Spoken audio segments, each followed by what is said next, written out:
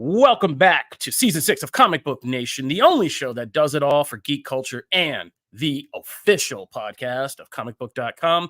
I'm your host, Kofi Outlaw, and with me today is the OG crew back together again. My co-host for 6 straight years, Mr. Matthew Aguilar, is with me.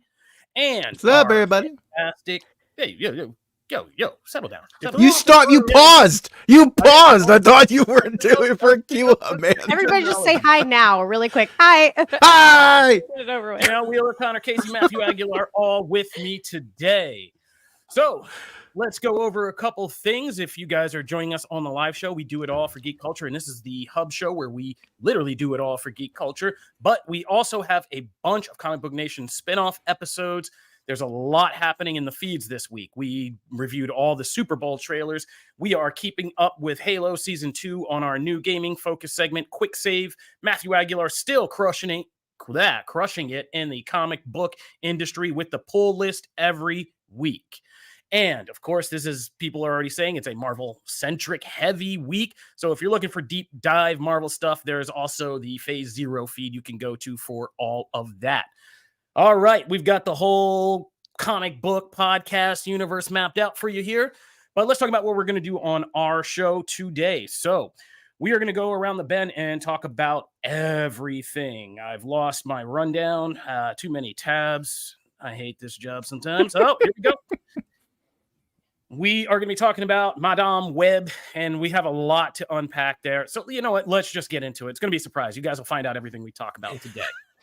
First up, Connor, Casey, and I are trying to shake off the mental duress, I'll call it, of seeing Madame Web in theaters last night. Now, full context, Sony played a very bold game here, Cotton. They released Madame Web on Valentine's Day. They cut all screenings for most markets. They wouldn't even do a preview night before Valentine's Day, as is typical for pretty much every movie that comes out. And so they use Valentine's Day as almost a buffer zone, knowing there would only be limited, interest of people saying, you know what, I love my partner, and I'm going to show that by making them go see Madame Web with me. So they knew that would be a limited capacity for that. So it's only really now that we're starting to get like the full and honest picture of what is going on with Madame Web. And, Connor, Casey, let's get into this because both of us came out feeling like we might need an MRI and make sure we don't have like a tumor, because the experience of watching this movie, I genuinely lost time. Like, I lost time in this movie. Not like I went to see a movie and I'm regretful about my time. There is a period of this movie, and guys, we're gonna do something. I said this in the rundown. Look, I don't believe any of you are hinging on our show to tell you whether you want to see Madame Web or not. I feel like a lot of people are either listening to this for the morbid curiosity of what is going on with this movie and what they've heard online, or you're not going to see it and you're just listening. You want somebody to just give you a kind of a breakdown of what's going on.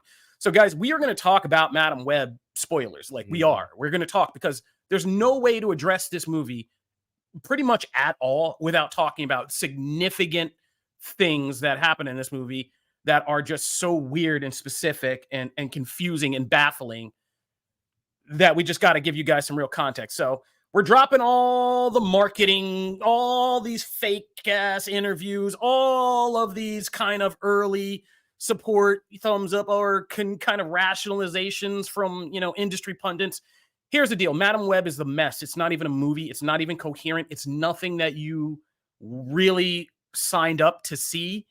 It is not a superhero movie at all. It's like somebody tried to make a thrilling, a dark thriller, a Terminator style chase thriller. Yeah, Terminator style chase thriller about same way with Terminator. That's perfect. Connor Casey nails it again, because it's like Terminator. John Connor ain't John Connor in this movie. They're gonna kill John Connor before John Connor's John Connor, and at no point does John Connor become the leader of humanity in this movie. At no point in Madame Web are there superheroes. No. Okay. Well, dream sequences. Yes, all that stuff you see, the costumes, we put on the costumes, all this stuff. They're for dream sequences of a future that could happen. Those are your sole, besides Ezekiel Sims. Are you serious? Those 100%. Are the sole times you see costumes in this movie. And Matt, I know you love some of these characters. The costumes look awful. They look like parties. Oh no. Get-ups. Yeah, it looks awful. There is costumes in the dream sequence at the beginning. There are costumes in one of the worst visual sequences. I mean, the Flash looks like something that belongs in the MoMA compared to the last scene of Madam Web. I have shoes. No way. Which is Madam Web envisioning her in the future with these spider ladies in full Madam Web costume, the dress, the glasses, with a weird sky web holding them all together and hovering in the sky that she sees with all of them in costume. And it looks like somebody made a parody for like one of the comedy shows to say like, I am Madam Web, and like have like this overly grandiose thing. I half expected Kenan Thompson to come out and be like, why is that lady floating up there with those webs? Get her down. I would rather watch that. Yeah, so would I. And beyond that, like in between, this movie is nuts, bro. Like it's just a mess. Nothing makes sense. All the Spider-Man stuff comes in and is never directly referenced. We get an entire build-up in the first act to meeting just something Emma Roberts. Oh, spoiler, she's Mary Parker. We see Adam Scott, who's spoiler, Uncle Ben. May and Richard are never in this. Richard's on a business trip, and Ben references May in this really awkward scene. That May is hilariously not referenced, which makes me think they weren't allowed to say her name. Yeah, there's two things that don't get referenced here, even though they're mentioned multiple times and thrown in our face. That Ben is dating a new woman who he never names, but in this awkward scene that makes it seem like he and Cassie used to casually bang or something like that, because she's like, oh, who's your new girlfriend? And he's like, and he won't say her name. And she's like, oh, she's special. And we're like, okay, all right. Never mentioned by name. And yeah, Mary's having a baby. There's a whole scene about guess the baby's name, and nobody ever does. And the baby is born eventually, and nobody mentions the baby's name once. It is so awkward. It is Peter Parker, but nobody ever says Peter. And I know why they did it. They were debating, because the theories are already out there. This could have been set in the 90s, and honestly, outside of a couple of needle drops, it absolutely could have been, because there's nothing really separating this from 2003 when it's set. A small set aside from a few like advertisements. Yeah, like the Beyonce album cover on one of the walls. Obvious like, okay, CGI kind of product placements, and people are going to be like, oh, this fits right in with like mid 2000s era, like Daredevil and some of the Elektra and some of the bad ones that came out. No, this is worse. It has a lot of the editing and action like choreography techniques that those have, and yet it still doesn't make any sense. And nothing takes the cake for this movie quite like Tahar Rahim's Ezekiel. The one I heard that name going around and I laughed out loud. I went, oh boy, because I'm a defender of the totems and all that. But how did they fare here? Not after this, you're not. On God, I have never compared an actor's performance to Tommy Wiseau until now. And here's the thing. I don't blame him for this because it is so obviously 95% ADR. There may be two scenes where his lips actually match what he is saying. And the delivery is so awkward and wooden that it actually distracts from all of the other stilted dialogue that everybody else is forced to give. Yeah, it's real bad. It's clear that this movie was something at one point, and then they changed it, and they were like, okay, we got to really overhaul this movie, because his lines, like you said, it's a complete redubbing of his lines. Where is my spider? These girls kill me. I must destroy them. Yeah. God. It is so bad. And there's his first introductory scene made me want to get up and walk out. He goes to a party, a symphony. He meets a lady. He sleeps with her. He wakes up and he just starts. He wakes up in the middle of the night. And ladies, if this ever happens to you, get your stuff and run immediately. If a guy wakes up in bed and is like, I have the same dream that I'm murdered every night by these 3 young girls, but I'm going to kill them first. Like by using the NSA technology. Yeah, by using that NSA you have. Yeah, reference. Remember the 2000s when most of them, started spying on us all? Yes. Ezekiel Sims steals that technology so he can find spider people. And this is a thing. Zoe Mamet's in this from Girls as his like girl in the chair, but she disappears halfway through the movie. And then she's just, again, voice ADR. Like, Mhm. we hear her over comms, like, and that's about it. Where I lost time was when this movie jumps, because their whole mythology of the spider powers has to do with weird Amazonian spider people we never really get explained. Who never get explained, and they keep showing them in the exact same shot of one guy falling from a tree. Yeah, jumping down, superhero pose from a tree. And when Dakota Johnson goes to the Amazon, something happened in my brain where it's just like, I don't think I can take this. Like, everything happened. I think I looked at my phone. I think I disassociated and thought about life. I think I did a lot. And then all of a sudden I knew I was back, and there were fireworks in a fireworks factory that was set up so like ham-fistedly in the beginning of the film. This fireworks thing is ready to go off at any time. Here's the thing. If you told me this was originally pitched as Dakota Johnson has to save these 3 girls who are getting hunted down by an evil Spider-Man in one night, and she's got the powers of Nicolas Cage from Next, I might believe that it is possible to make a good movie. But they throw this in so many different directions on top of that you just sit back and go, why the hell did you make this? Why the hell is during this big tense chase does she go, I need to leave for a week and go to Peru. I'll see you guys then. Yeah, it's like, she abandons what? these girls multiple times. First of all, there's a whole joke in the first act about how she essentially kidnaps these 3 girls and is looked after, which another plot thread just goes nowhere. She's on the news as a kidnapper, but yet she just runs around in the same stolen cab for the most of this movie. She just keeps stealing cars. Girls, stay here in these woods while I go check on my apartment. And if I ever get pulled over, it would be really helpful if you were with me still. But no, we need you to go into a diner so you can dance on tables because that's what teenagers do. Let's just put it this way. Britney Spears is toxic is a major plot point in this movie. The actual That's not a bad thing necessarily. In this movie, it is. It's because I do love Toxic. Toxic's a great song. As a timer on how to save the future is it gets more ridiculous if you can believe it. Also, Madam Web, like 90% of her offense in this movie is just hitting the guy with a car. Yeah, like she hits her with a taxi and then with an ambulance. She steals more cars and ambulances, and somehow is a career criminal. But she does allude to her shady past when she asks in the very opening scene to Ben, "What? You've never been shot at in Queens, New York? What?" Like, it's like Spider-Man Grand Theft Auto in 2003, but it wasn't Fallujah, guys. Like, chill. Like it's so bad. And can I just say, I'm already hearing it's not Dakota Johnson's fault. I know you fired your agent the moment the trailer came out for this. Honey, you're 0 for 3 now on franchises trying to hop on this. You hopped on the Need for Speed live action movie. How'd that go? You were in the 50 Shades movies, and I know we all just collectively said, hey, it's not your fault. Let's just kill Jamie Dornan's career instead. And now this. At some point, you need to have the decision-making process of which franchise you want to hop into taken away from you, because this is a trend. I don't think, but here, I'm not going to go at the actors because I've listened to these interviews because I've just been trying to watch myself, first of all, watch how badly a lot of pundits have handled these interviews. Like the guy asking her about, the mom and your spiders. She's 1,000% not interested. But that was just stupid. It's stupid as an interview point. And an actress doesn't remember every single line of dialogue. And then you're going to go, hey, don't you think it's great that the internet thinks your line is so stupid and ask that in an interview? Like if she had slapped that guy, I'd have been like, yeah, that's fair. Yeah. Also, by the way, her interviews have been like the press tour has been the most entertaining thing about this whole thing. Like, I actually adore her in interviews. I think she's hilarious. Because that's all you can do. No, and she's not taking a rap for this. And she's made it clear. She's like, man, I don't know. I don't know if I'm ever watching this. Like, let me out of here. She said, this is not what I signed up for.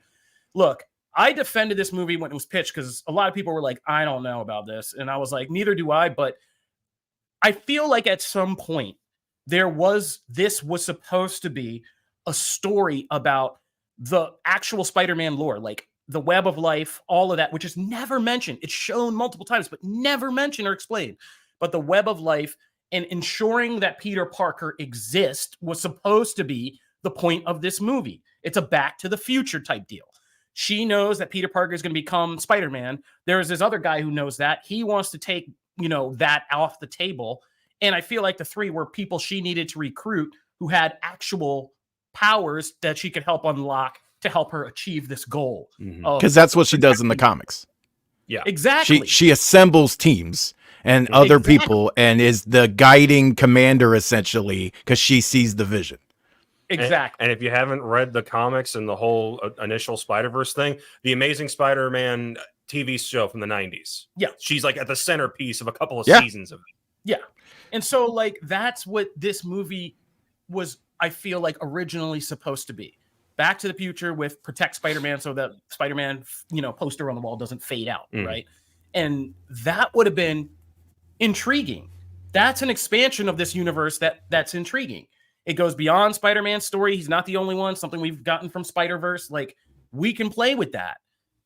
It feels like they just cut it, like we said, into this weird thrill thing about where we're supposed to care about characters who I know we love them here as like comic fans, and Matt obviously is going to stump for all of these ladies, but like to the general public, you know, Iran. No, I get it. Absolutely. Like nobody knows who Anya Corazon is. Nobody knows. Well, okay, people do, but not non-comic fans. Right. but what I will say is they didn't even use the most well-known Spider-Woman.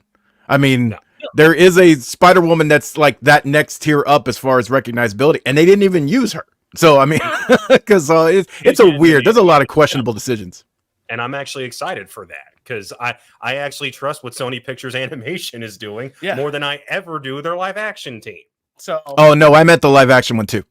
There's a live action in development. Hell, I don't know where that is, but that's. I think but you can make a Jessica Drew one, but this is nothing. It connects to nothing else in this Spider-Man universe.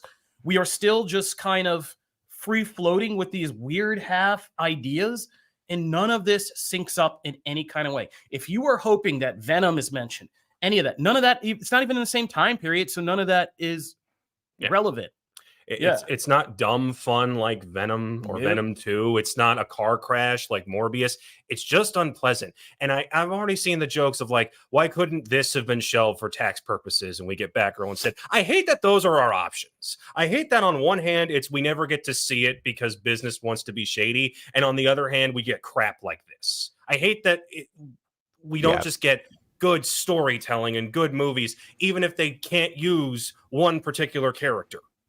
I hate that. Right. Yeah. And I know why they put it out.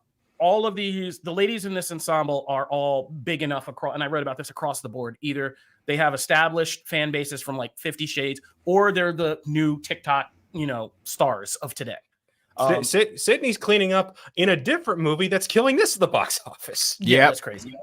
Her rom-com is like the biggest in forever for that genre. So yeah, Sydney Sweeney's killing it right now. But like she's become the main attraction. Yeah, but this movie's just ridiculous. And first of all, I was going to set out and like maybe do an article about this. When you don't know how to say a movie is bad, everybody in the industry and film Twitter, stop saying it's a 2000s movie. When you start looking pound for pound versus like the heights and misses of the 2000s versus the 2010s, bro, chill, okay? Yeah. Like, let's stop trying to use the 2000s as a code word for bad comic book movies. There were plenty of good comic book movies in the 2000s. Like, I know culturally, we were in kind of a dead zone after 9/11 because we didn't know what to do and how to react, but we still had good stuff. Yeah. Like, the original first two Spider-Man movies are Martin Scorsese level compared to what this is. So please do not invoke the 2000s. This is not a 2000s movie. It's just a bad movie. Constantine was better than this. Yeah. Oh, and I like Constantine was good. I liked Constantine. No, let's not throw. Yeah, don't throw Constantine. People throw Constantine under the bus, but I like that. Oh yeah, no, I mean, like, Constantine. I mean, geez, even in TV, right? I mean, there was actually some really good stuff in there. There was bad stuff too, obviously. Like, no one's trying to say there wasn't bad stuff. What was his? Oh my God, what's his name? Baywatch guy. Nick Fury exists. You know what I mean? Was that like the late 90s, early 2000s? The Nick Fury show? Okay. With that even had Victoria in it. What's her name? Victoria Allegra. To link off of what we'll be talking about later, both Tim Story Fantastic Four movies were better than this. Oh yeah. Don't. Oh man, that's the first one. Yes, boy, that second one just. It's bad. I don't know that once Doom got on a surfboard, it kind of lost me forever. It's clobbering time, Matthew. Right, but it's better. But it is better than this. Even the second one is better than this. I promise you. This is literally watching a group of women walk in circles and make the most weird decisions about how to avoid a killer and stay together as a group ever. And none of it makes sense. And the one thing that I just couldn't stop laughing about through the whole movie is trying to put the only 2000s thing about this is the she's all that factor of trying to put Sydney Sweeney in a pair of glasses and a mousy haircut in a full blouse and being like, well, now she's just nerdy. And it's like, what? Like, what? Like, come on, bro. Let's just stop. I'm shy and awkward. I'm so shy and awkward. It's like, all right, sure. Anyway, I'm not going to beat up again. I'm not beating up on the actors. I'm not even going to beat up on the director. I'm just going to say the studio. I can't say it's any of their fault. No, this is so clearly a production thing. Yeah. So the studio, I don't know what you're doing, Sony, but as far as I'm concerned, Craven's already dead to me. I posted that on Twitter. I'm done. Like I told you guys, I'm hinging this all on Deadpool 3. Craven, I got to do it for this job. But that's it. Again, these Sony Spider-Man spin-off movies, it feels like a threat. It feels like we are being threatened with Craven and Venom 3. But right now, the bar is so low that I'm actually expecting those to be better. Is this so like, because the Sony thing's so low right now, can I get a Cardiac movie cleared? I feel like that would be, this is the time. This is the time to like start a campaign and strike. Because like, it can't get worse. Right? Cardiac killing off all these characters? It's just a movie about Cardiac hunting down these characters and killing I think it would kill. It would be the next hit. All right. But amazing. That's it for Madam Web. Like I said, if you want to go over to our other feed for the Marvel podcast, they are doing, poor Marvel outlets. They are doing everything they can to give you guys a deep dive into this movie. And I hope you guys come back up if you go down there, because it's a dark dive. All right. So that's Madam Web in theaters now, if you care.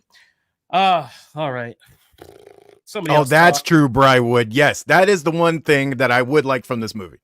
I would like some action figures because I think the costume designs, as they look on paper, look cool. So they might make some cool figures. I'd actually Matt, why don't you lighten things up with some Fantastic Four news?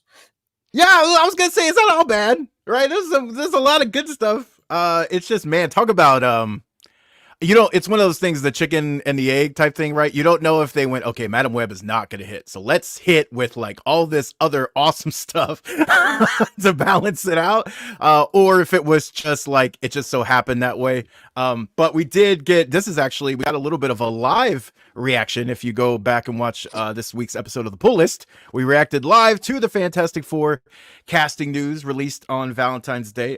Pedro Pascal as Reed Richards, Vanessa Kirby as Susan Storm, Joseph Quinn as Johnny Storm / Human Torch, and Ebon Moss-Bachrach as Ben Grimm the Thing. We're all officially confirmed. That was the casting that had been making the rounds, but it's all official with a pretty graphic with Herbie on the side. Mm-hmm. So I feel like it very much, between this and one thing we'll get to in a minute, coming out of this week, you wouldn't know it right now just because Madam Web is so fresh, but the Marvel fandom was kind of on an upswing. This is a pretty big upswing the last like 2 days. Before we go on, I want to good news for the future.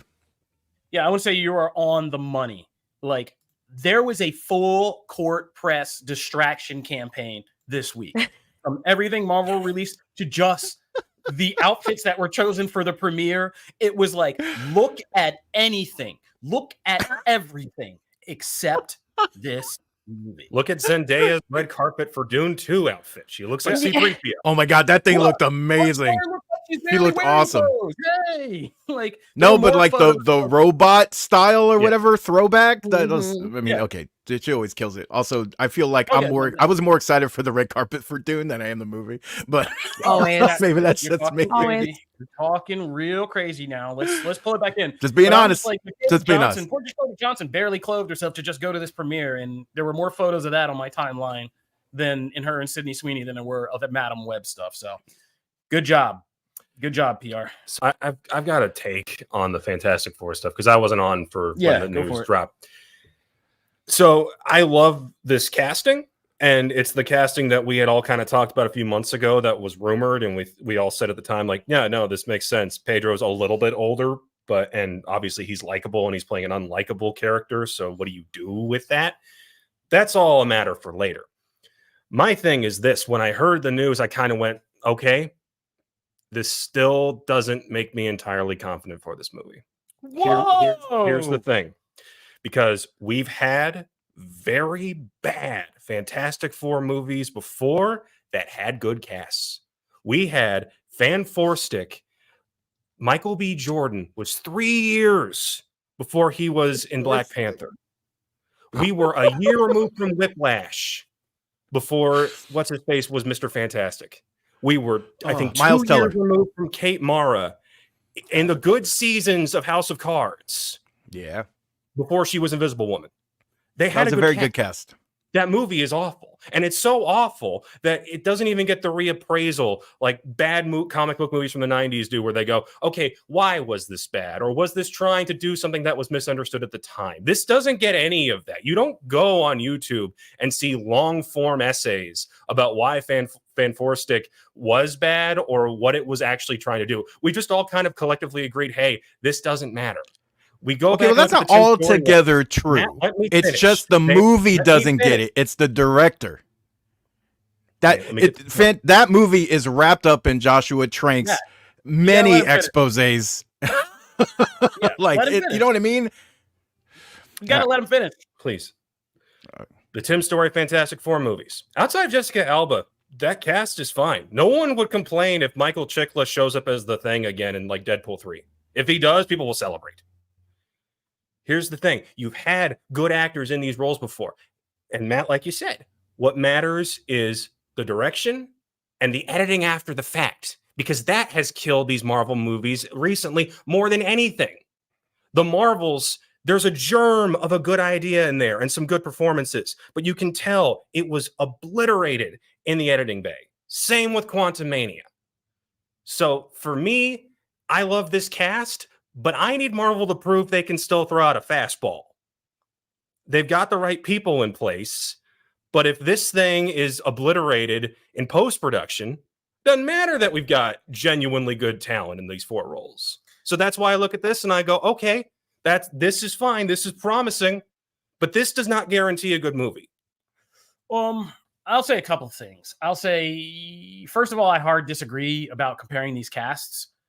I think, as you said, Fantastic Four 2015, all those kids were still on the come up. The point is that there has been talent in these roles, right? Before, and it doesn't equate to a good movie, right? I think there is much more talent in this cast right here, like than we've ever seen in a Fantastic Four movie, or necessarily had any right to see in a Fantastic Four movie. And I think the key here is who they chose and who's heading the choosing. I think Matt Shakman is a guy who is just bubbling, and this is his chance. I mean, what he did for WandaVision, I think proves that he can get the combination of story dynamic, like kind of superhero story dynamics, family drama, and playing in these kind of period references that have this kind of meta level of meaning to it. So I think that I'm more confident in him than I am director Tim Story from the original Fantastic Four movies, or Josh Trank, which we all know the meltdown that poor guy went through. Yeah. So I think that's very different. I also think we are back in the Bob Iger era. I think the train runs very differently now. I don't think any of these big productions are going to be allowed to just do their thing, and then Iger comes in at the end and is like, we've got a problem here. I think they're over the shoulder, like on the dailies. Like they're like, okay.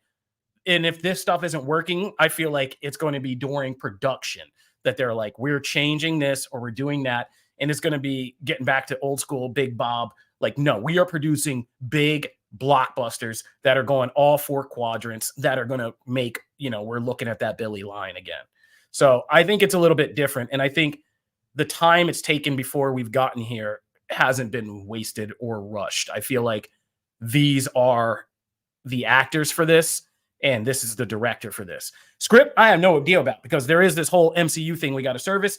That's the factor that I think is the only difference here. We have there's so much pivotal stuff that now that we know this film's coming out, it's going to be set in the 60s, and like what the Fantastic Four does and how does it connect to the MCU multiverse saga. That's the place I feel like we could get tripped up. And even we have a great family movie, but then there's this multiverse stuff we got to do. Even that has tripped up some otherwise genuinely interesting movies. You look at Doctor Strange too. Like Sam Raimi's fingerprints are all over that, but it immediately grinds to a halt when we go, okay, we got to do the Illuminati, and we've got to go to it. We've got to get all these cameos in. Raimi's like, okay, I'm gonna have fun killing them, but that movie was so clearly shackled by the bigger picture stuff, and I hope to God that does not happen to this one. Well, I think the 60s also kind of eliminate that, right? Because we're in a really unexplored time period now. And there's an excellent article up on ComicBook.com, Marvel, which is, just running down based on MCU canon who would be around or alive if this is in the main universe or if it's in an alternate universe. But I could see this being a story about them kind of getting transported out somewhere and coming back later and doing the Ant-Man, right? Like they were gone. I mean, the thing that turns them fantastic could also be the thing that makes them jump forward in time. Exactly. So I'm hopeful about this. What about Janelle? Matt, how do you guys feel? We're just arguing in the studio here. Oh, there's air left? I'm sorry, I forgot.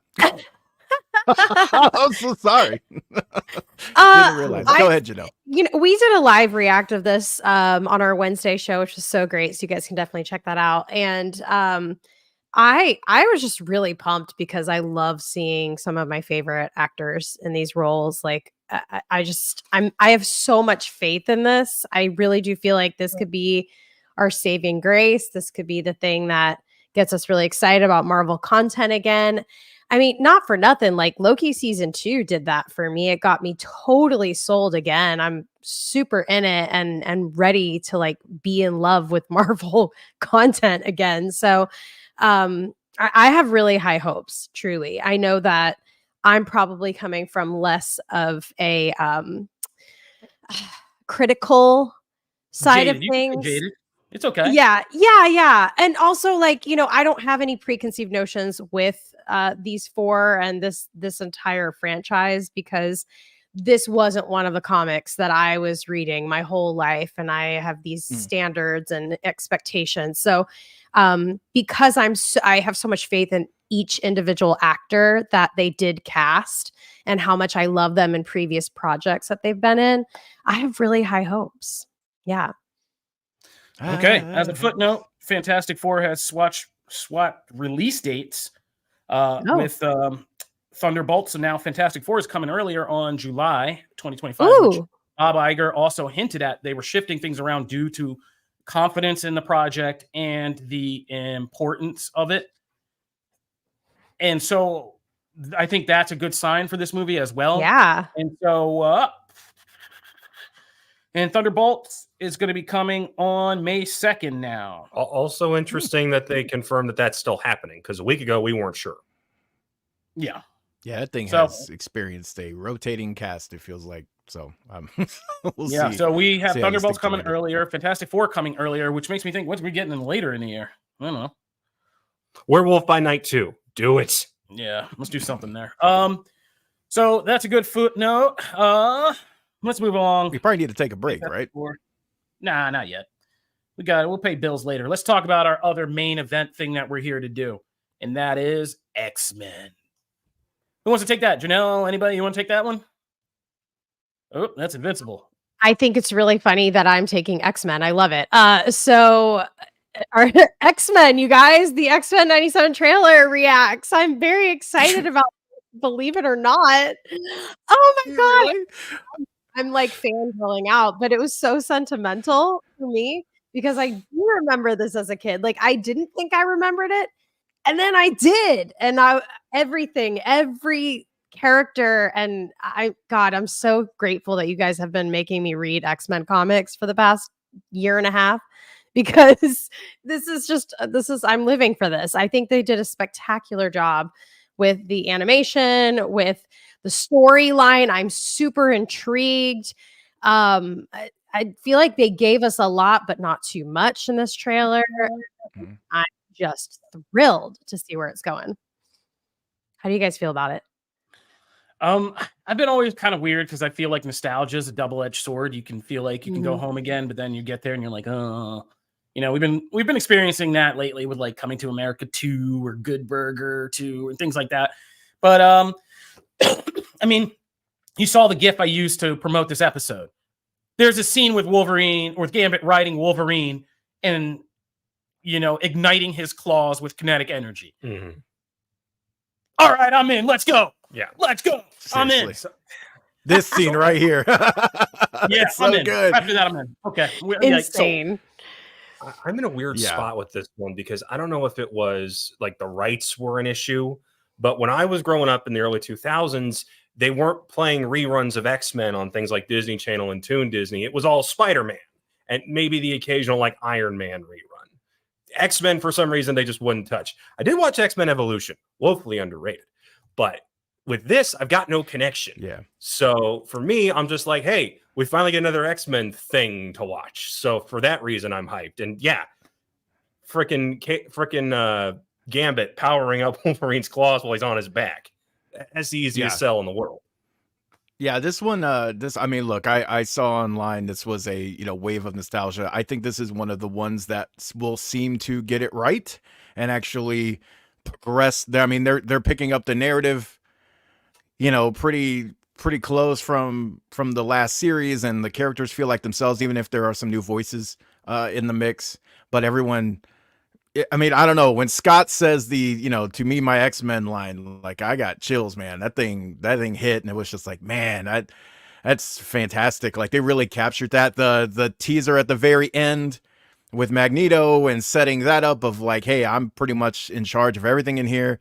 It's good stuff. This is fantastic. I am a huge fan of these. I had all these VHS, right? I mean, they look, and the marketing department knows this. They hit that poster with all the VHS tapes lined up, and I mean, they know their audience, right? So this is right up my alley, and this is fantastic. I'm so hyped that Janelle is so excited for this because I feel like this show, we've come a long way with X-Men.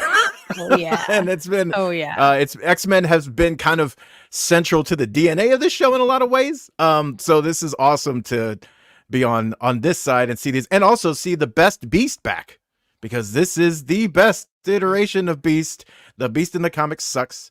And so I want this back to restore my, my faith that Beast can be cool. I want to hear my stars and garters. You know what I mean? Like, that's what I want to hear. So, awesome trailer. Even if Beast gets back to greatness, he's still just Beast. So, I think weird shade at Kelsey Grammer, dude. Come on. Yeah. But that Kelsey Grammer's fine. No, Kelsey Grammer was definitely based on this Beast, though. So, No, I know. But again, I have a whole series of this. I have a bad movie and a post-credit scene of him in the role. I'm going to go with this over that. Like, that's not even a fair comparison. I don't think anybody's fighting you on this, man. I was just going to say, I think if anything, this trailer reminded me how dark the ending of this series was, which was something I put out of my head, apparently. It does end with Xavier critically injured, going to the Shi'ar for help and leaving Magneto to help run the school. So it's going to be interesting to see this pick up. And there's already some interesting things because, as Connor pointed, there was a tweet that somebody sent me this morning that is already kind of picking up steam. I believe it's from one of the creators of the show. And there's a whole generation of kids who didn't grow up with this series, and a whole generation after that who only really know MCU stuff. And so there's a whole generation of kids who know Avengers world, but have no idea about the X-Men. And I think it was one of the creators of the show said it's going to blow people's minds when this series comes back and they begin to realize the Avengers are just cops and the X-Men are the real heroes of the Marvel universe. I saw that tweet. That was a good tweet. Yeah, that sparked a whole thing. And it is going to be very interesting because I never thought about it, but this is going to be the first, and this is a good soft introduction, and Marvel's smart to do this, to get these themes in here. Because once the X-Men get into the MCU in the subtext of the X-Men starts to run through the MCU, yeah, it's going to be very different. Tony Stark's going to look like an asshole because, he didn't help minorities and things like that. Even Cap doesn't even Cap. Good. There's going to be, Chris Evans' Cap is going to get a little bit dirty, smudge on his costume there. So it's going to be interesting to see how these rabid MCU fans who have been like, come on, we need the X-Men. And when they finally get the X-Men and they're like, wait, this is some wokeness. It's going to be like, no, bro, it's just the X-Men. Mm-hmm. So I can't wait for this. And I hope this is a soft introduction that helps them get in. And, we saw classic Bishop, so I'm also in because of that. 90s era Bishop will forever have a soft spot in my heart. But all right, we're all in. It's time to get going. Let's go. X-Men 97. It's going to be more hyped on Disney Plus this year than I thought. So I'm excited. All right. You guys are clearly too. Let's move on from that awkward pause and take a break. But when we come back, we're going to talk about a couple things happening in the movie world. We got a couple more trailers to look at, and we got to talk about the latest episode of Halo. Plus, there's a whole Matt's agenda section that we want to get to. So come on back with us.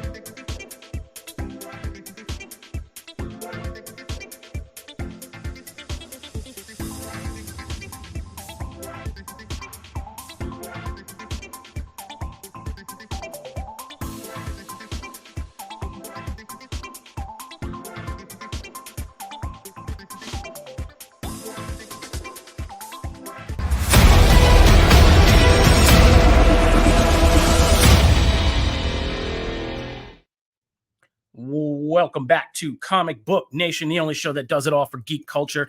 We are deep in our bag right now. We have suffered through our reactions to Madam Web, talked about the Fantastic Four casting, talked about X-Men 97, and right now we got a new trailer this week for Godzilla X Kong, The New Empire. I'm not going to get too crazy deep on this. We're just kind of going to mention it. Go on ComicBook.com anime or ComicBook.com movies. Check out that trailer. It is pretty much the last trailer we need. It gives us more indication about what this story is, how, and some of the imagery we saw in the teaser trailer, like why does Kong get his own Infinity Gauntlet and things like that. This trailer kind of makes that make more sense and presents us with this interesting story. There is this part of the, oh my God, I can't believe I'm forgetting the name of the monster, Hollow Earth, that has been in a history that hasn't been discovered. There are other monsters clearly implied in here, from Scar, the big orangutan guy, to some kind of, both Ghostbusters and this movie seem to want to do some kind of Frozen, deal, freezing gone bad. So there's some kind of freeze monster in this. And, I went back and saw black and white Godzilla -1, which I think is so much better. Like I did my mea culpas about that. Go back a couple of episodes. I loved Godzilla -1 in black and white. It's fun. What's that? It's fun. Well, Matt said you hated that thing. No, I hated the color version. The first version I saw, they released it in black and white, and I went back and saw it, and I tweeted this because that was my problem with the first one. I was like, this is trying to be a retro 1950s movie, but it looks ridiculous in color. Then I saw it in black and white, and I was like, this actually looks great. All right, so that aside, I like Godzilla -1, but I have gone back and watched the MonsterVerse movies when we were doing Monarch. And I think when film Twitter shuts up and things get to move on and get into their own space, you begin to enjoy things a little bit more when it's not so serious about Twitter comments. So Monarch still feels kind of pointless even after this trailer. No, I don't think Monarch feels pointless, but I still feel like I think it's just some interquel thing on the side if you want to go there. But I feel like these movies are dumb fun in the kind of Fast and Furious tradition, and I don't hate any of them. I mean, Godzilla 2014 was boring, but after that, from Skull Island on, I've actually enjoyed these. Yeah. And this looks like more dumb fun. I just need more King Kong as monkey memes, because those give me life on Instagram. And I'm here for Brywood's references to Atlanta with the Paperboy, got to make more Paperboy. Yeah, but I mean, if Brian Tyree Henry gets another MonsterVerse movie or another Eternals movie, he's making the right choices. Yes, okay? He's making the right choices. Dakota Johnson, hire his agent. Yeah. Wow. I've never watched any of the Kongs ever, like any of them at all. Not even the OG one with the, New York thing, whatever. I only know King Kong because of the ride at Universal Studios as a kid. And I watched this trailer and I was pumped about it. Like, I was like, oh, I understand everything that's going on.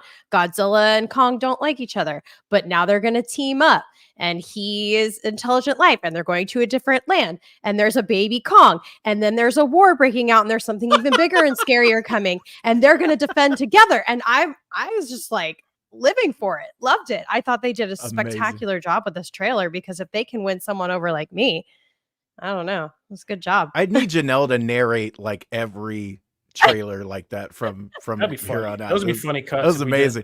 Also, Kong's the best part of this franchise for me. I love Kong Skull Island, and he was the best part of their last crossover. So honestly, I could care less if Godzilla's in this. I'm gonna be watching it for the Kong parts, and then hey, Godzilla's showing up, and they're gonna team up. It'll be fun, but I don't care. Like, that side of the universe is not the one I care about. I'm invested in Kong. They did such a good job in that first one of making you care, and it looks like they're going to follow that up here with even more character development in this giant ape. So I'm all for it. I think they realized that after King of the Monsters. It's like, you can't make Godzilla a compelling protagonist. He's a force of nature, and that's it. Yeah. And that's all he functions as, is a force of nature. What is that nature trying to do?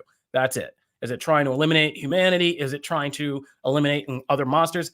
And Toho and the rights, if you guys don't know behind the scenes, Toho's pretty crazy about how, like, it was mandated that Godzilla ultimately had to win in the first film, because Toho isn't taking any slights to their He's character. got that Vin Diesel contract. Yeah, he's worse. I was about to say he's worse than Vin Diesel. They're worse than Vin Diesel or The Rock, man. They are like, and he's got like that LL Cool J clause. I am not dying in this movie.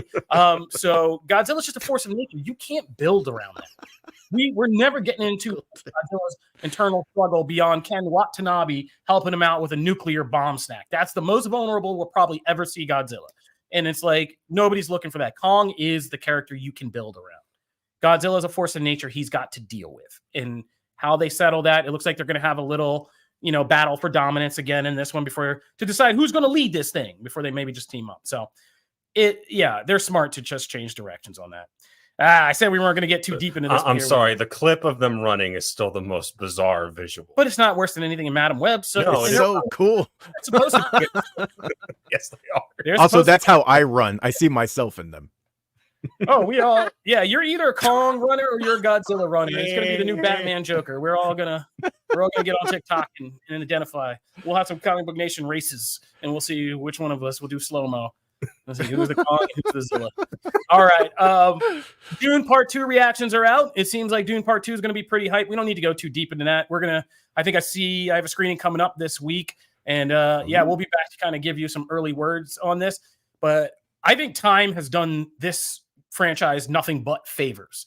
I think the Academy Award sweeps, because it came away with 6 Oscars, if you don't remember. Mm-hmm. I know it was in a weird time that it won them, but it did win Oscars.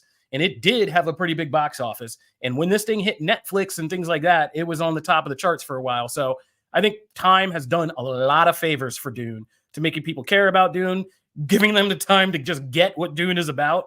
And, Zendaya, Timothée Chalamet, these people are not lesser stars now than they were a couple of years ago. So this is going to be a big one, and I am hyped for it. This is my cinema of the next couple of months. I'm going IMAX. I already got a second screening set up, and so I'm hyped for this. Dune has grown on me a lot, so I'm hyped. Zendaya has more lines in this trailer than she had in the entire first film. That is true. Yeah. So I'm down. Was she in the first one? Yeah, she was honestly completely irrelevant. I didn't know who the enemy was. Yeah, I was so disappointed. The first Dune, I was so disappointed and I was not into it. I did not look forward to this at all. And then I saw this trailer and it's stunning. And Zendaya is giving with her lines. And I feel a love story and I feel action and I just feel moved. So they crushed this trailer as well. To someone who kind of was not really even excited about Dune at all because I did not like the first film, they have won me over with this. Also, the villain, he's creepy. That's Elvis, baby. Yeah. I know. What made all those popcorn buckets angry in the trailer? Good question. Yeah. I think inevitably, I think anybody who's going to go see this, you got to go back and watch the first part again, and really nail down, like, now that you know the mythology, because all that stuff that seemed so hard to get your head around, like the voice that Paul Atreides can use, the Gesserit, the Ben Gesserit, all that, like you really got to kind of get that in your head, especially before this next chapter. Because if you've never seen the end of like the original Dune, there's a lot that goes down with all the mysticism and that side of things. It's much more pronounced in this. So yeah, you got to go back and I can't wait to watch this as one epic one day. I'm just going to carve out a day and just watch this on a big screen at home and as a whole thing. But yeah, we're excited for Dune 2. We'll be back with that coverage. We also got a trailer for Invincible season 2, part 2, but you guys can play it, but I'm not going to watch it. I'm just going to watch the series. I don't want to know anything. I feel like it doesn't give away a lot. I know things. Way to go, Rich. I know things. I know who's in that coffin, and it's going to make you sad. But I'm not going to say why. Yeah, so I'm not watching the trailer. I mean, I don't know anything that Connor references, but we have it up on ComicBook.com anime. You can watch it. You can do that to yourself. I'm smart. I like to preserve my content experiences, but we are going to be back. And I'm saying this all to say we will be back doing our Invincible season 2, part 2 recaps, maybe with a new anime focused segment under our belts. Stay tuned. All right. We got things cooking, but yeah, check that out. I got a chance. We also should talk about Halo Season 2, Episode 3. You can listen to me and Matt break down the episode in detail over on our Quick Save, our gaming segment. Quick Save, our episode went up with the episode on Thursday. Not only do we break down this episode and kind of make some big statements about the state of Halo and the TV show, we also got to talk to Christina Rodlow, who plays Colonel Perez in the show, the person who Master Chief gets kind of a close connection to in these first couple of episodes. Perez is a pivotal character in this kind of first arc, and we got to sit down and talk. Well, Matt got to sit down and talk with her, continuing our discussions with the Halo cast and crew. So go on to our feed after this. Check out our quick save recap of Halo Season 2, Episode 3. But me and Matt, I think I can speak quickly for both of us saying this was the episode, and Matt, we were validated by Twitter. How about that? We were validated by Twitter saying this was the episode that proves in season 2 that this is a whole ass show with real showrunners, real focus, and they are producing good episodes of TV for each installment. We've had now 2 hours of Halo that is all character development, table setting, and very little action, and they've been fantastic. So the thing you've been that you talked about last week that you were teasing, Halo fans of the games will immediately recognize that's next week, right? Oh yeah. Okay. Oh yeah. We going in next week. So yeah, next week is, I even wrote up an article kind of just hyping this up. Next week, we are going in for one of the biggest things in the Halo mythology. And yeah, I mean, talk about a turnaround in a show. Like, it's been crazy how much this show has been turned around and made interesting. At least that was what me and Matt, I believe, said. What about you guys? Janelle, did you watch this one? Of course. Yes. Oh my gosh. I'm obsessed. This is the show that I look forward to every week. I'm just pumped about it. I didn't get to check them out back to back, so it's been weekly for me. And every single week so far, well, every single, it's only been 2, but each week has been very satisfying and rewarding for me. There is some lore that, of course, I don't quite understand, but you guys keep reassuring me that it's okay because a lot of people don't understand it or know what's going on. And the bottom line is the actors are actually doing great in this series and every single role. And you know, I said it before, but Joseph Morgan in that lead, kind of villainous role. Did anybody watch The Vampire Diaries? Because he is just giving me Klaus. Like, it is Klaus in the future. Like the vampire. Anyways, that he played a very scary original vampire. But he's so good. God, I love him. I actually need to catch up on The Vampire Diaries. I know he's in it. I don't. Yeah. I know of Vampire Diaries through reels. Yeah, no, he's literally my favorite character in the entire series. So yeah, but we talk about this in the episode of like Morgan is just he's like not just eating scenes, he's just like devouring them and then finding room for more. That dude is amazing in the show. He is Klaus from The Vampire Diaries. He's such a villain. All right. We're not going to you all chill. We're not going back in the Vampire Diaries. I'm just saying, he is so good as a villain. What I was saying, it's funny. My better half, she loves Vampire Diaries and she played Halo. She still cannot get into this show. but I'm Oh, going to see if she'll watch next week Yeah, because I think that might be enough. I mean, it's not going to be for everybody. I mean, this is a very, I mean, let's be honest, this is a very male demo heavy, like, kind of show. I mean, it's doing more expansive things and trying to get a wider audience in there. But yeah, I think I mean, it's finding its footing in that respect. And after next week, we don't know what the back half of the season looks like, and that's going to be where the tale is really told. So stay tuned. We are going to be talking Halo episode 4. Oh, I can't wait to recap. We got so much to do on that one, and it's going to be all ready. We got fun things lined up. So again, stay frosty. All right. I'm going to real quick just mention a couple things for my agenda before we throw to Matt to close out the show. I reviewed Bob Marley One Love for Comicbook.com. You know, it is Black History Month. I got to make sure that we do things around this place. So I hopped in here and did this. And what I said is I gave it a 3 out of 5 star review.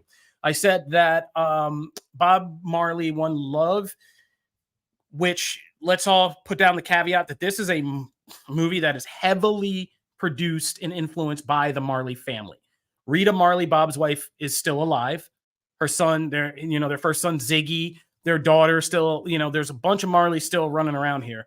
And their imprint, Tough Gong Pictures, was one of the studios behind this. Okay. So why am I telling you this? Because, there's a difference between when a third party does a biopic about a person, where they tend to try to factor in the good, the bad, and the ugly of the person and to kind of give you a 3-dimensional portrait of who this person was, right?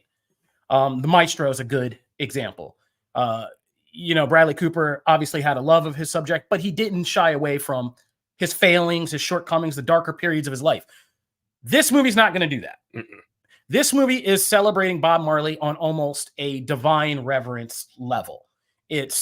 And there is this spiritual component that's from Jamaican culture that is very heavily woven into this movie. The Rastafari belief and vision of the universe, the kind of trippy mind space they get into from smoking just crazy amounts of weed. And they try to recreate that mysticism on top of this. And a lot of this is very reverent. So this is a shining portrait of Bob Marley. Kingsley Ben-Adir this guy's crazy. Jumping from Secret Invasion, where he was like the one thing we could count on, to this is insane. And he becomes Bob Marley. This guy nails everything, just from the nuances to his thoughtfulness, to his spaciness, to it all. But Lashana Lynch is right there as Rita Marley, and it's so good. And so the movie's weird because it takes this time period in Bob Marley's life and it's trying to frame him. Terrence Winter, a bunch of guys are trying to kind of condense this all down. Mm-hmm. But it's about his near assassination, how that sent him away from Jamaica, put him in this existential crisis, and ultimately led to the creation of Exodus as a album that was reggae, but also began to incorporate a lot of more worldwide, rock and roll and other things that changed the sound. And it became like, the now crazy forever classic album that it was, that's been called, the defining one of the 20th century. Does it fall into the same pitfalls that a lot of music biopics do, where it's trying to condense too much into a small runtime? No, they pick a good focus thing, because it's like Bob almost dies and then it's making this great album. And that was the last 5 years of his life. He got shot in 1976. He died in 1981. Mm-hmm. In between there, he went around the whole world and changed the world. So it's kind of about like using that as, oh, I had this moment of mortality where I've realized, Jamaica, all of this might not be as safe. I could die. My family could die. I still need to do something, and I feel obligated, and people are believing me to be this voice and this thing. Like, what do I do here? And it's about how do you use, and it's about him looking at life and time differently, and all of that stuff, and mortality, and wanting to do something with your time that's epic. And so it's all about that, but it's also just kind of the way it moves. They're very fascinated with like lingering scenes of them just sitting around recreating the moments that they created songs or came up with concepts, or even just scenes of band practice. And so it has a very weird flow to it. It feels just kind of like you are high, meandering through your house, picking up a guitar one minute, being like, oh, all right, well, I'm going to go, hey, let's talk about life in the universe and blah, blah, blah. And so it has a very weird movement to it, but the actors are fantastic. I say, and I got to review this at one of my favorite screenings of all time, still, was New York City, Tribeca, watching the 2.5 hour Marley documentary. I still recommend that as the best, most comprehensive kind of look at Bob Marley. But if you want something that's just kind of a clean, shining portrait of the man and, you know, his creative process, this is a pretty good one. So there you go for all you Bob Marley fans. And the Marley one, is that that's a straight up documentary, right? That's not a, like a movie. That's the best, most comprehensive documentary like ever compiled by like an Oscar winning documentarian. And it is fantastic. It's nearly 3 hours, but it's fantastic. And it covers everything in this movie, but it also tells you a lot more that they don't. Like there are Easter eggs to the fact of how many women Bob Marley was with, right? Like how many times did he have other women besides Rita? There's like one scene of conflict between them when their relationship could get volatile, let's just say. But there's like one uncomfortable scene of that in this movie. But you know, when you are Rita making the thing and you are the children making it, I get why you don't want to necessarily want to. You don't want to maximize that, you know, the more unfortunate moments and things. Yeah, it makes sense. Yeah, it pulls the Straight Outta Compton. Kind of, yeah. So they clean it up a little bit. Other thing I'll say is I didn't realize this till I opened up Netflix this morning, but the Vince Staples show is out. And I've been looking for something to fill that Atlanta hole in my soul right now. And so far in episode 1, the Vince Staples show might be doing it. It is crazy. Vince Staples is still one of the most hilarious figures in media, I think, today. And his show is, he says it's fictional, but it's kind of loosely based on his life, in Compton, California. And if you've ever heard Vince Staples speak about this subject, you understand why this show is just like Atlanta. It's weird. It's kind of dark. It's kind of hilarious. And Vince Staples is a great dark comedian. And so check that out if you're a fan. All right. I'm done talking today. Matt, take us on home, buddy. Yeah. So I wasn't here last weekend, but as always, the crew just does an amazing job, whether I'm here or not. Great show. By the way, I got to watch it after the fact. An awesome show. So I was busy doing one of the things I love, which is playing card games. I had the chance to go to an event from Fantasy Flight Games. Wait a minute. That was based around. People think you're like some weird poker shark out here. Well, I am. I'm getting to the thing. So, Fantasy Flight Games is invited me out along with some other amazing people that I got to meet for the first time, and we all got to play the brand new card game that is coming out for the Star Wars universe, Star Wars Unlimited. It comes out on March 8th. Of this year, so it's right around the corner. Spark of Rebellion is the first set, and this is their new trading card game that is kind of looking to be this is going to be around for a while, right? Like that's the hope. They're really putting a lot into this. We got to try out the game quite a bit. I got to unbox some cards. Actually still have some. I've had some amount of self-restraint and haven't unboxed everything yet because we're going to shoot a unboxing thing for the channel. Be on the lookout for that. But one of the big things this does obviously is number one, goes for a kind of animated almost art style in the cards. It is 1v1, but they announced a multiplayer mode as part of the big live stream event last weekend that will accommodate 4 people if you want to play that way and kind of make some changes to the core mechanics. But the core game is 1v1. It's awesome because your whole thing is defending a base. And that's your base card. And you have a leader, one of many kind of iconic characters.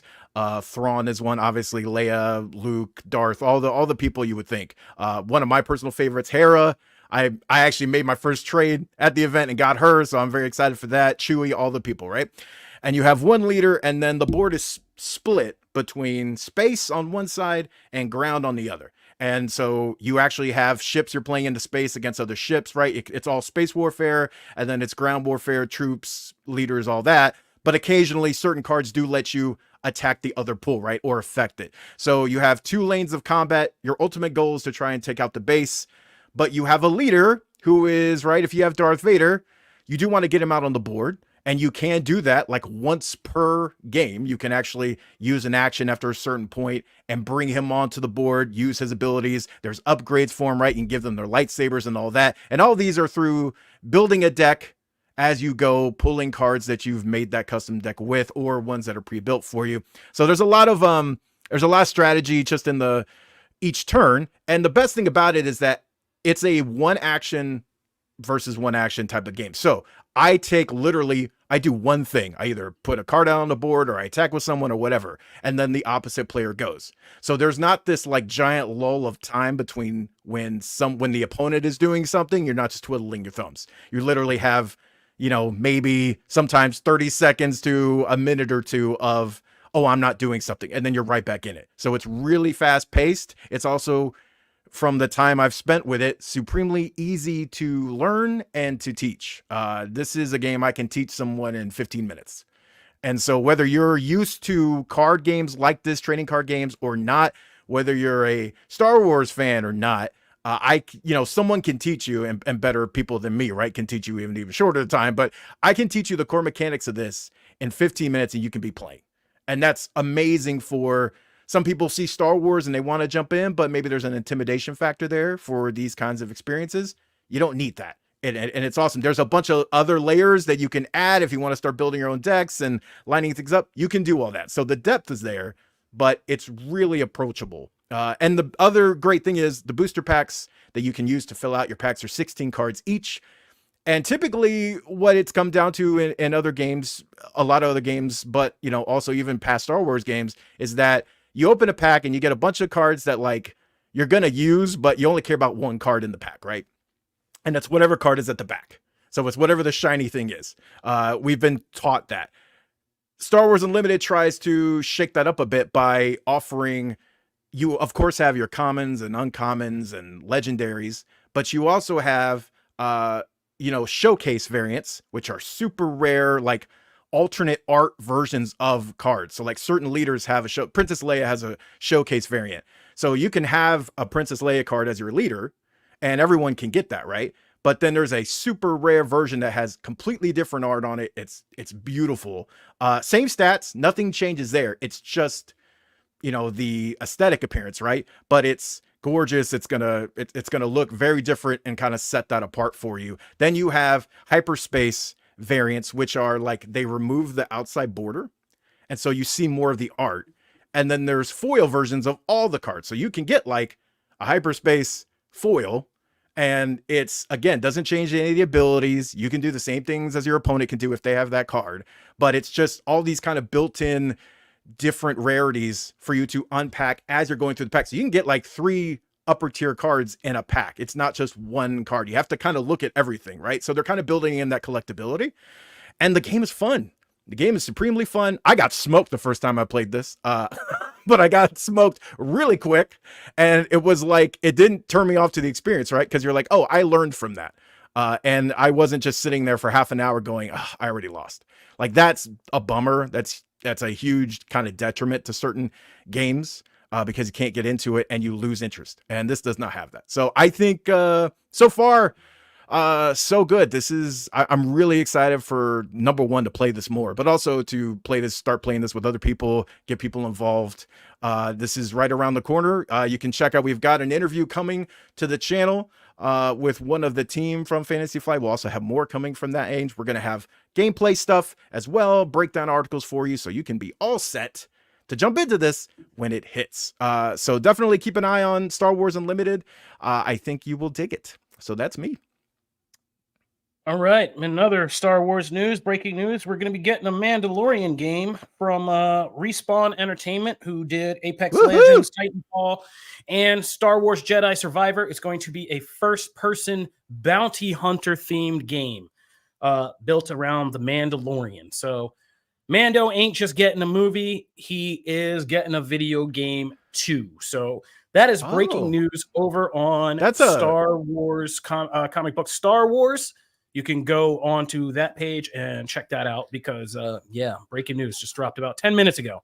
So, perfect Mandalorian video game. Perfect time because they announced the first 2 leaders of the next set, and it's Mando and Moff Gideon. So, the Mandalorian is also coming to this game as well whenever that next set hits. Just keep your live service nonsense out of this, and you might have a hit. Yep, and we got to wait and see about consoles. It could be somebody could be courting this as an exclusive. There could be a lot. So we'll be back in, as I said, subscribe to Comic Book Nation and check out Quick Save every Thursday, where we drop new gaming news or react to and review big things in the gaming industry. All right, that'll do it for our show today. I want to thank you guys all for tuning in with us. We love our Comic Book Nation community. I got to do my spiel at the end. Subscribe to Comic Book Nation on your platform feeds, on your podcast platform feeds. That's a terrible word. On your podcast platforms. We are on Apple, Stitcher, iHeartRadio, and Spotify. You can also subscribe to the Comic Book Nation YouTube page, where we drop all kinds of awesome bonus material, from some of our more geekier recaps and in-depth talks to interviews with some of the biggest cast and crew of these projects that you love. We will see you guys next week. Be sure to check us out during the week when we're all back jumping in here in our various spin-off episodes of this show. Protect yourselves from Madam Web, almost like it's Bird Box. Put something over your eyes and don't let people make you watch that. I want you guys to be okay. We love you. Peace. Later.